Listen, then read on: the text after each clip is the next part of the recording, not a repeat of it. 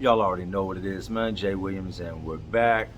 Before we start, make sure you subscribe, like or dislike, turn the bell on, and always leave a comment. Let me know what you think. Give me your points and views. That's what we do here. We talk and we communicate.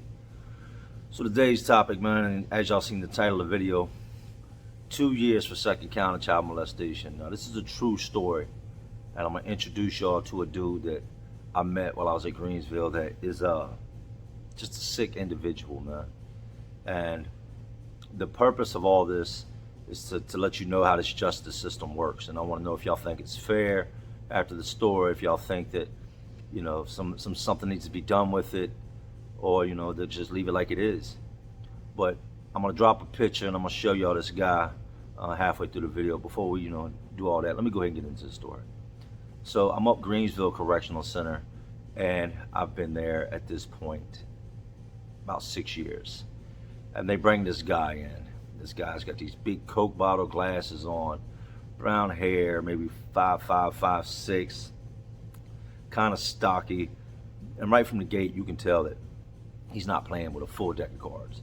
You know what I mean? All the switches ain't hitting. Some bulbs are burnt out. You can just tell by the way he's walking, just looking at him, that this dude's off. They put this guy in the cell next to me. At the time, I was in cell 120. Both the guys in the cell next to me ended up getting the fight one night. They went to the hole and put a new guy in there, so they got to fill the second bed. In walks David Bickley. Now, I didn't like David right from the gate, just because I got a bad vibe about him. You could look at him and tell he wasn't no killer. You could look at him and tell that he wasn't in there for anything that would be violence towards another man or anything like that. But I didn't know for sure why David was in there until I started investigating into it. So a little bit of time goes by, a couple weeks, and I'm seeing this dude every morning. I see him going to chow. Nobody talks to him. Stays to himself, and he sit out at the table and he plays this little game that he's made up with pieces of paper. It's almost like he's making Pokemon cards or something, and he sits by himself. So I called home. I had a friend of mine pull his name, pull his charges, and they came across an article on David Bickley, and they pulled his court records and all that, and I sat on the phone and I listened, and what I heard just, it disgusted me, it bothered me, it ate at my core, to the point that I didn't like David Bickley. And now I'm looking, and don't think of me badly when you hear this, but I'm looking for reasons to put my hands on this man because of what he's done in society. David Bickley had done a small jail stint for molesting his brother's child. He attempted to have sexual intercourse with the kid and had done all these different things to this little kid that's like 6 years old. David's brother finds out, which is who he's staying with at the time out in Orange County, Virginia, and did what he was supposed to do. He contacted the police. Police got involved. David went to jail. Within a year, David was out. Well, now David is back in custody, and this time he's doing a 2-year bid for his second charge related to a child. And what had happened is David had got on the internet and agreed to meet with like an 11-year-old girl at a McDonald's to get up and have sex. This is how messed up this dude is in the head. He goes to the McDonald's on a bicycle, a pedal bike. He pedals his way up there, and he shows up early, and there are cops everywhere. Now, nothing went off in his head that, hey, why are all these cops here? This guy proceeds into the McDonald's to look for this young girl that's supposed to be meeting him there, only to be greeted by the police. He's arrested, sentenced to 2 years in prison for attempting to have sex with a kid. Second go round, second time as a sex offender. Here we go again. Judge, boom, 2 years. Well, I think what made me so mad is that I myself was sentenced to 40 years, 20 years on robbery, 20 years on malicious wounding, with the whole 20 for the robbery suspended and 10 on the malicious wound suspended, leaving me with a sentence of 10 years to pull. I didn't use a gun. Somebody was hurt in the incident, unfortunately. There was a physical altercation. Hands were used. The guy got put in the hospital. You know, it is what it is. Now you've got this guy who has already stolen the innocence of one child and attempted to do it to a second. And the judge, this piece of crap judge, gives this man 2 years. So one day I'm doing something and I walk by the table and I notice that David Bickley's got the Toys R Us section out of the newspaper. They started the newspapers back then, and they've got the section where the little kids are like playing with toys and they're posing in little clothes or like dress up outfits that Toys R Us sells. And he is focused in on these children that are in this Toys R Us ads, like almost like a dog staring at a bone. So I walk up behind him as hard as I can. I just slap him in the back of his head. Pow!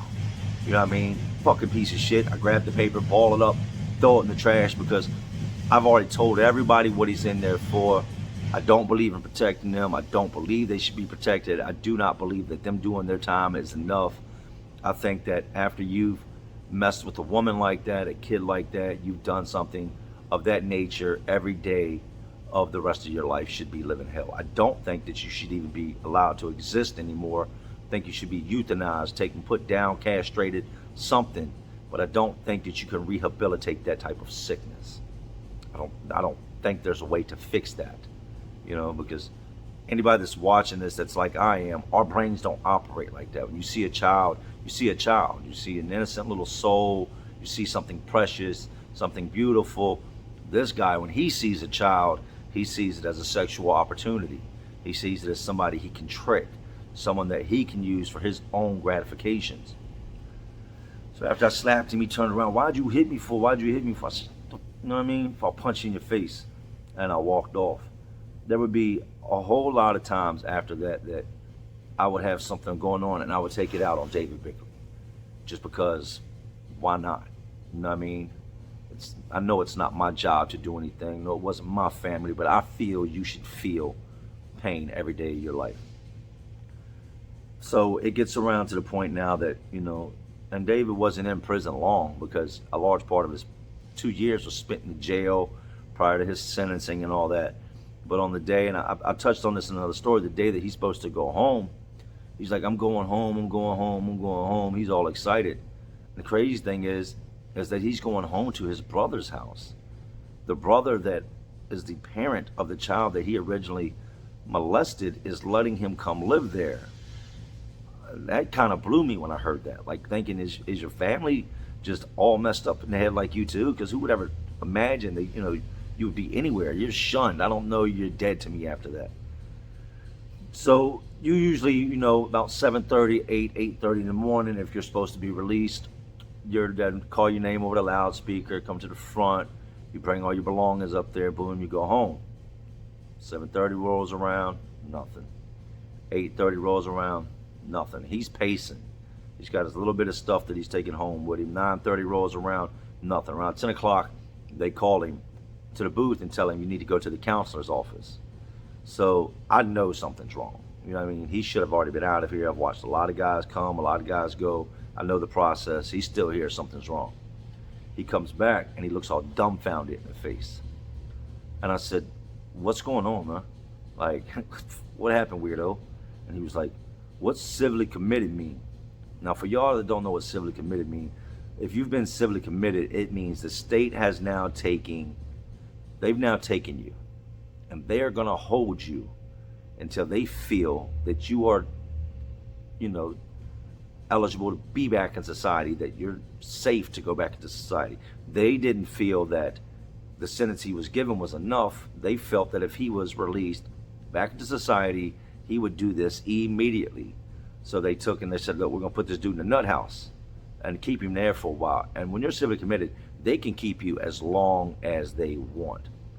Say they find you, insane at trial, or they're going to civilly commit you and recommend you to the state, and you're going to be reprimanded there until the state feels, it could be 25, 40, it could be forever, but they're going to hold you until they feel that you should be able to go home. So he's walking around, and I'm like, that's what you get, weirdo. You don't need to be on the streets. You don't need to ever get out of here. It's sad that you got good men sitting up in here that would get out and be, successful or a good part of society, productive members of society, and they'll die old men in here, and they're letting pieces of garbage like you back out onto the streets. It's disgusting. And I remember a conversation I had with David one time, and I don't know why I had the conversation with him, but I guess I just wanted to pick his mind. I wanted to try to figure out why people like him think the way they do. And I walked up to him and I said, so he was about to get out. He was a couple weeks away. I said, so you about to get out? And he was like, yeah, I'm about to get out. I'm about to get out. I said, man, you better stay away from them schools, man. You know you can't go near those schools and nothing. And he looked at me like all dumbfounded. Not like I had offended him, but like what I just said to him, like just set in. Like it just sunk in that he couldn't go around schools or playgrounds. And I was like, yeah, you're a chomo. You can't go nowhere near schools or playgrounds. And my right hand to God, and I ended up assaulting this dude after this because I just couldn't. It made me sick to my stomach what he said. But he said, what am I supposed to do then? And it just caught me so off guard. I said, what do you mean, what are you supposed to do? He said, well, what am I supposed to do? Look at me. No woman's going to want me. Nobody my age is going to want me. He's like, the only people that do want me or understand me are kids. And I just kind of stood there for a pause, and I was like, what? And he said it all again the same way he said it the second time.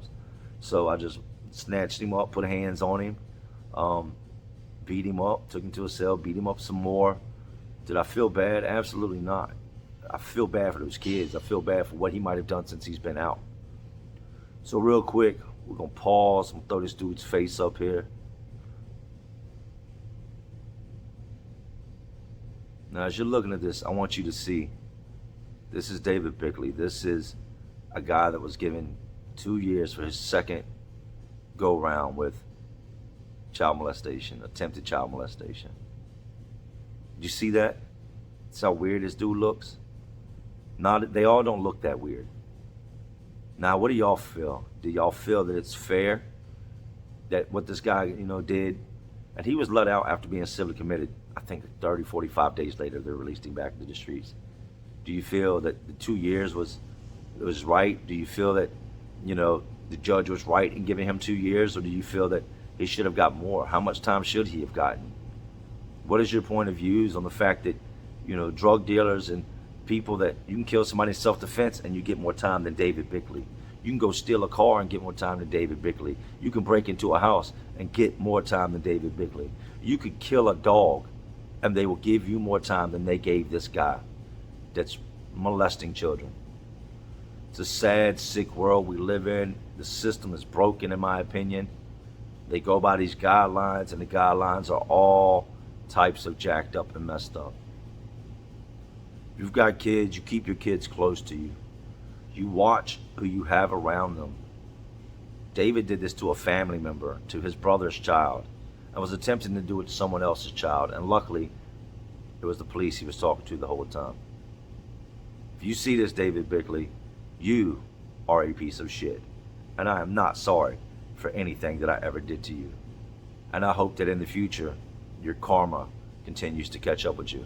I hope that in the future, you don't have the opportunity to do what you've done in the past. But if you do, I do hope that you never see the streets again. So y'all know what this is, man. Crazy, but true story. Got a lot of them like it. I don't really like talking about them, but I share them with y'all so y'all know the reality of what happens in the world and what happens in prison. But y'all know what it is, man. It's just Jay Williams. Let's live life. And as always, to all my real ones, and there are some real ones watching because y'all watching me. Y'all know how we do around here, man. Salute.